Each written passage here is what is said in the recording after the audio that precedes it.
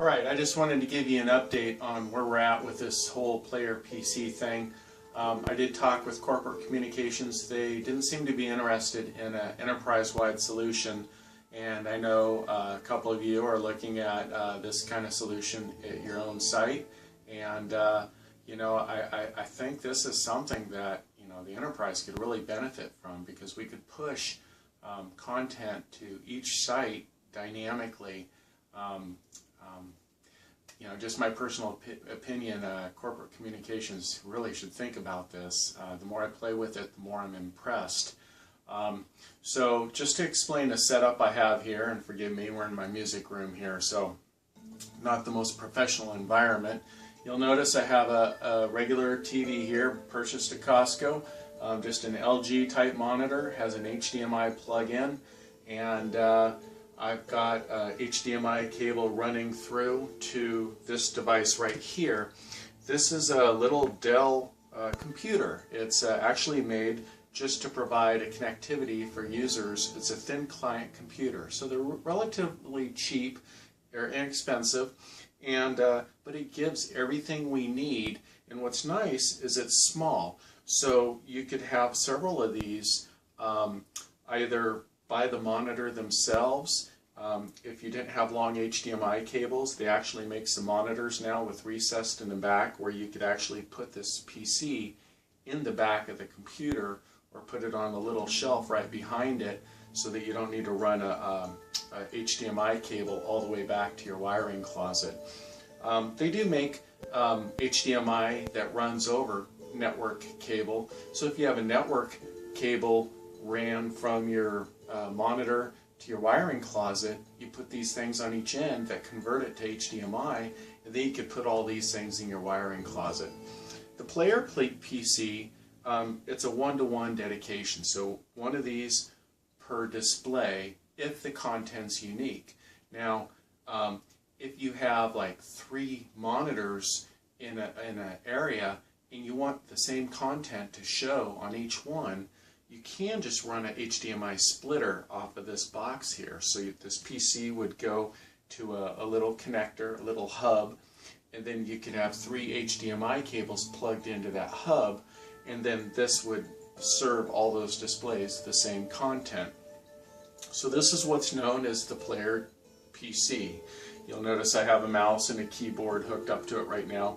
They're USB, you can unplug them. The neat thing about this little appliance right here is it's read-only. So to be able to load software on it, we have to enable write mode, and then once I'm done, I disable it, and it keeps it somewhat secure so that there's no changes allowed to it. Now, if we need to update content dynamically, we may not be able to use this, and this is something I need to play around and explore with a little bit more. Now, the other part of the setup here is what I've got running on my laptop here. And this is the software you use to manage all these Player PCs. So in this software, you'll go through and you'll define all these guys here, the Player PCs. And then for each Player PC, you can assign what you want to show on that for content. And they have a ton of different options here. You can put links in there for websites. You can put folders to show all the files that end up in this particular folder.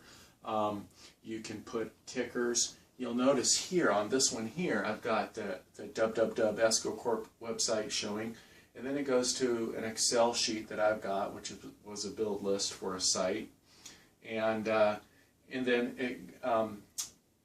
it'll go into a video that's in Windows as a sample video, and you can see the video shows just fine. And then along the bottom I have a news ticker here that's the New York Times news ticker. Updating content can be really easy. You just go to your playlist, you edit it, you add a page or you change it, and then you just publish it, and then it pushes it out to your Player PCs, and that's it. So, thinking about this, we could have a VM in the data center that's the master controller for these.